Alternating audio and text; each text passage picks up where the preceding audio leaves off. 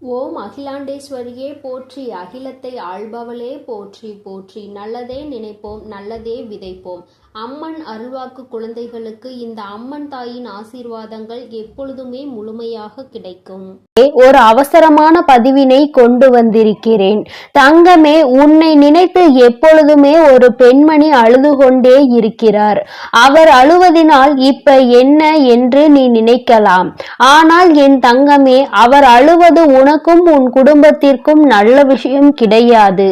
உனக்கு அதனை தெரிவித்து உன்னை அந்த பிரச்சனையில் இருந்து மீட்டெடுக்கத்தான் அம்மா ஓடோடி வந்திருக்கிறேன். அவர் விடுகின்ற ஒவ்வொரு சொட்டு கண்ணீருமே உனக்கு பிரச்சனை தான் உருவாக்க போகின்றது.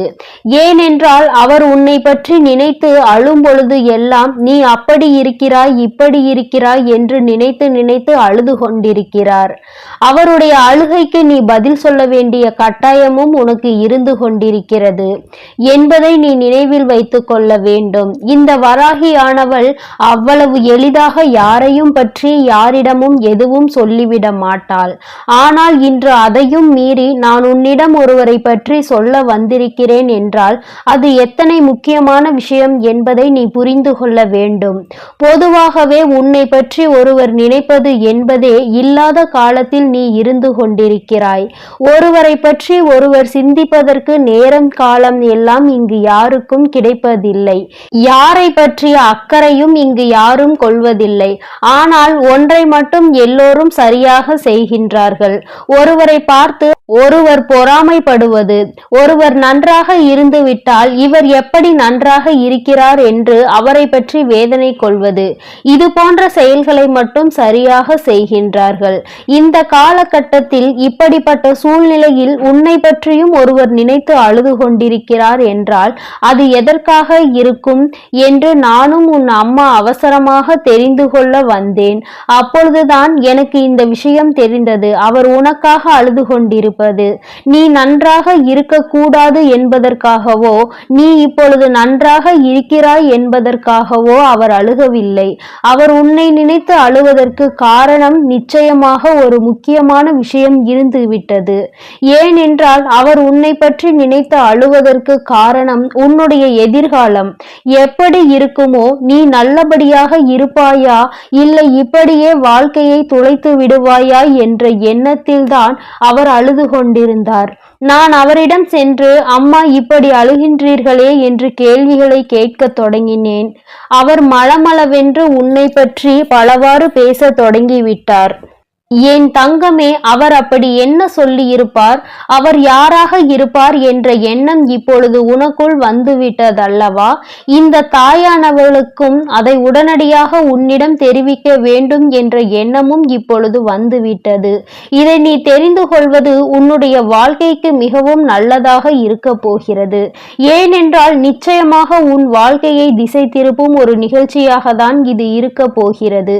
என் தங்கமே, அழுது கொண்டிருந்தவர் என்னிடம் கூறியது, அம்மா, அவர் செல்கின்ற பாதை சரியா தவறா என்று அறிகின்ற நிலையில் கூட நான் இல்லை. இப்பொழுது என் குழந்தை நல்ல நிலையில் இல்லாமல் இருக்கிறது. நிச்சயமாக அவருக்கு நல்லதொரு மாற்றத்தை வாழ்க்கையில் நீ உருவாக்கி கொடுக்க வேண்டும். நல்ல நிலையை அடைந்து விட்டால் நான் உன் சன்னதிக்கு வருகிறேன், உன்னை பார்க்கிறேன், உனக்கு என்ன வேண்டுமோ எல்லாவற்றையும் நான் செய்து தருகிறேன் என்று கண்ணீர் சிந்த விடாமல் வாழ்க்கையை நல்லபடியாக அமைத்து கொடு தாயே என்று என்னிடம் கேட்டார்கள். அது மட்டுமல்ல, என் முன்னால் வந்து அவர்கள் வடித்த கண்ணீருக்கு அளவே கிடையாது. நான் பாடாய்பட்டு கஷ்டப்பட்டு எத்தனையோ வேலைகளை எல்லாம் செய்து வாழ்க்கையில் முன்னேற்றத்தை அடைவதற்காக ஓயாமல் பாடுபட்டு கொண்டிருக்கிறேன். ஆனால் அவரோ வாழ்க்கையை பற்றிய எந்த ஒரு எதிர்பார்ப்புகளையும் வைத்து கொள்ளாமல் விளையாட்டுத்தனமாக வாழ்க்கையை நடத்தி கொண்டிருக்கிறார்கள். வாழ்க்கை என்றால் என்னவென்பது, அதனுடைய அர்த்தம் என்னவென்பது அவருக்கு சுத்தமாக புரியவில்லை. இந்த வாழ்க்கை அதன் போக்கில் போகட்டும், எப்படி வேண்டுமானாலும் வாழ்ந்துவிடலாம் என்ற எண்ணத்தில்தான் அவர் வாழ்க்கை சென்று கொண்டிருக்கிறது.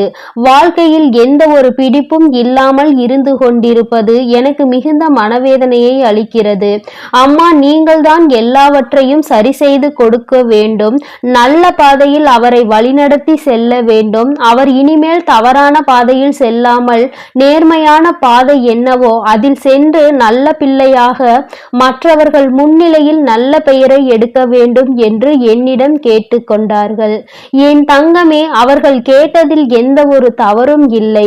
நிச்சயமாக உன்னுடைய நிலைமை இப்பொழுது மிகவும் மோசமானதாக தான் இருந்து கொண்டிருக்கிறது. மிகவும் கஷ்டங்களை அனுபவித்து கொண்டிருக்கிறாய். என்ன துன்பம் வந்தாலும் அதனை விளையாட்டுத்தனமாக தான் நீ எதிர்கொண்டு இருக்கின்றாய். வாழ்க்கையினுடைய முக்கியத்துவம் என்னவென்பதை நீ உணராமல் இன்று தேவையில்லாத வேலைகளை எல்லாம் செய்து கொண்டிருக்கிறாய். இன்றைய பொழுதை கழித்துவிட வேண்டும், இரவு வந்தால் தூங்கிவிட வேண்டும், மீண்டும் மறுநாள் வரும் என்ற எண்ணம்தான் உனக்குள் அதிகமாக இருக்கிறதே தவிர இன்று விடிந்ததும் இன்று எதையாவது சாதித்து விட்டால்தான் உறங்கச் செல்ல வேண்டும் என்று எதையாவது மற்றவர்கள் பாராட்டுகின்ற வகையில் நாம் நடந்து கொள்ள வேண்டும் என்ற எண்ணமெல்லாம் உனக்குள் ஒருபோதும் இருக்கவில்லை. என் தங்கமே, மற்றவர்கள் பாராட்ட வேண்டும் என்பதற்காக கூட நீ ஒரு செயலை செய்ய வேண்டாம்.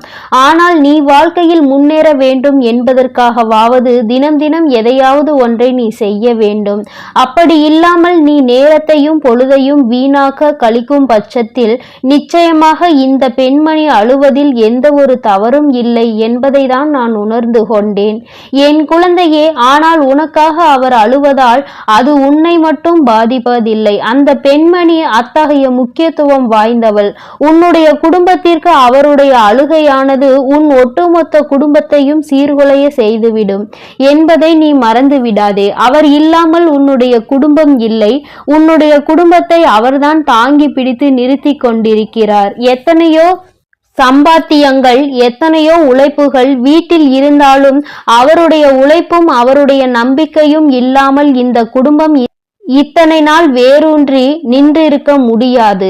நீயும் இந்த நிலையில் இருந்திருக்க மாட்டாய். நீ இருந்திருக்கவே மாட்டாய் என்பதை முதலில் புரிந்து நடந்து கொள்ள வேண்டும்.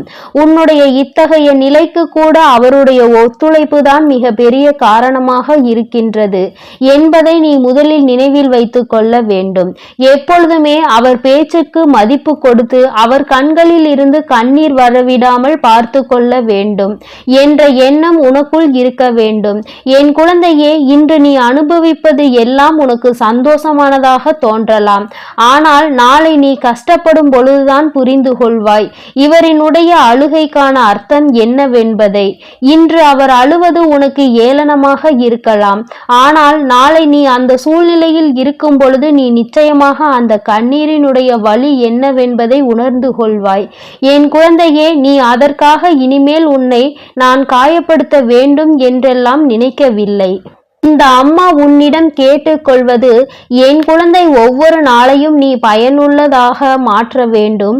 ஒவ்வொரு பொழுதையும் நீ வீணாக கழிக்க கூடாது என்றுதான் அம்மா உன்னிடம் கேட்டுக்கொள்கிறேன். நிச்சயமாக அந்த பெண்மணி யார் என்பதை நீ இதுவரை நான் சொல்லியதிலிருந்தே புரிந்து கொண்டிருப்பாய். அவர்தான் உன்னுடைய தாய், உன்னை பெற்ற தாய். என் தங்கமே, இந்த தாயானவளுக்கும் மேலானவர். அவர் இல்லை என்றால் நீ இந்த உலகத்தில் பிறந்திருக்க மாட்டாய். உன்னை பெற்றெடுத்த அந்த தாயின் வாக்கினை நிச்சயமாக நீ மதிக்க வேண்டும். உன்னுடைய நலனில் அவரை விட அதிக அக்கறை கொண்டவர் யாராக இருக்க முடியும்? என் தங்கமே, உன்னுடைய வாழ்க்கை எதிர்காலத்தை நோக்கி அவர்தான் கொண்டு செல்கின்றார். நீ அவருடைய வாக்கினை கேட்டு மதித்து அதன்படி நடக்கும் பட்சத்தில் உன்னுடைய வாழ்க்கையை சிறப்பானதாக அவர் மாற்றி கொடுப்பார்.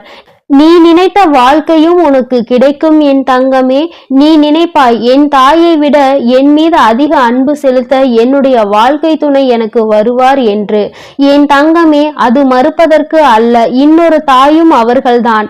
ஆனால் என் குழந்தையே, உன்னுடைய எதிர்காலத்தை பற்றிய பயம் அதிகமாக அவர்களுக்கு தான் இருந்து கொண்டிருக்கிறது என்பதை நீ புரிந்து நடந்து கொள்ள வேண்டும். நீ உன் வாழ்க்கை துணையோடு எதிர்காலத்தில் சந்தோஷமாக இருப்பாயானால் அதை சந்தோஷமாக மனதிற்குள் சொல்லிக் கொள்வது அவர்களை விட வேறு யாராக இருக்க முடியும்? என் தங்கமே, அதனால் வாழ்க்கையில் ஏமாற்றத்தை அவர்களுக்கு கொடுக்காமல் அவர்கள் உன்னை பெற்றதற்கான பலனை நீ கொடு என்று நான் சொல்கிறேன். மற்றவர்கள் அவர் முன்னிலையில் நீ நல்லவன் என்று சொல்லாவிட்டாலும் ஒருபோதும் கெட்டவன் என்று யாரும் சொல்லிவிடக் கூடாது. அதற்காக நீ எப்பொழுதுமே கவனத்தோடு நீ செய்கின்ற செயலில் எப்பொழுதுமே தெளிவாக இரு. எதிர்காலத்தை நோக்கி பயணித்துக் கொண்டிருக்கிறோம் என்ற தெளிவோடு என் குழந்தை நீ பயணிக்க வேண்டும். என் செல்ல குழந்தையே, இந்த வராகி அம்மாவினுடைய ஆசீர்வாதங்கள் உனக்கு எப்பொழுதுமே முழுமையாக கிடைக்கும். அதனால் நீ எதற்காகவும் கவலைப்படாமல் தைரியமாக இரு. உன் தாயானவளை நீ பத்திரமாக பார்த்து கொள்ள வேண்டும் என்றுதான் அம்மா சொல்கிறேன். அதே போல உன்னுடைய எதிர்காலத்தை நோக்கிய பயணத்தில் நீ முழு முயற்சியுடன் செயல்பட வேண்டும். அப்பொழுதுதான் உனக்கான வெற்றி என்பது அங்கே கிடைக்கும். என் தங்க பிள்ளையே, நான் உன்னோடு தான் இருக்கிறேன். உனக்கான அனைத்தையும் நான் செய்து கொடுக்கிறேன். நீ நல்லதையே நினை. உனக்கு எப்பொழுதும் நல்லது மட்டுமே நடக்கும். என் அன்பு பிள்ளைக்கு இந்த அம்மன் தாயின் அன்பும் ஆசீர்வாதமும் முழுமையாக கிடைக்கும். ஓம் அகிலாண்டேஸ்வரியே போற்றி, அகிலத்தை ஆள்பவளே போற்றி போற்றி.